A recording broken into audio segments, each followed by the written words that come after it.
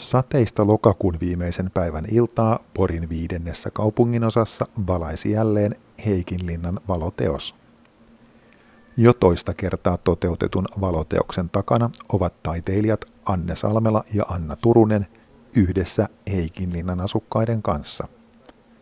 Yhteisöllisyyden merkitys projektissa on tärkeä.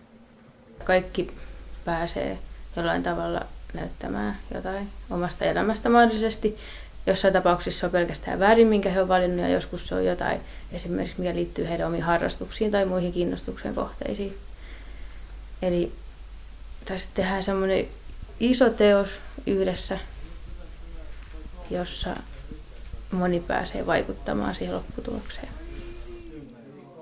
Asukkaiden mahdollisuus vaikuttaa teoksen sisältöön toi mukanaan paljon erilaisia aiheita. Porin ässien kannattaja Janne Jalaja ei suostunut edes harkitsemaan aiheekseen muuta vaihtoehtoa kuin ässien viime keväänä voittama jääkiekon Suomen mestaruus. No en oikein, että kyllä se oli heti ensimmäisen mielessä eikä ole mieli miksikään muuttunut. Että kyllä se on semmoinen aika suuri hetki oli viime vuonna noin.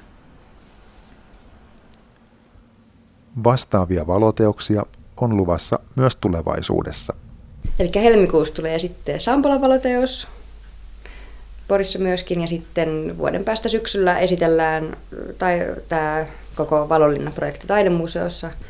On näyttely, missä esittäytyy nämä 3 valoteosta, Heikinlinnan valoteos 1, 2 ja sitten Sampolan valoteos. Ja sitten tulee myöskin, niin kuin asukkaat pääsee esille siellä näyttelyssä ensimmäistä kertaa.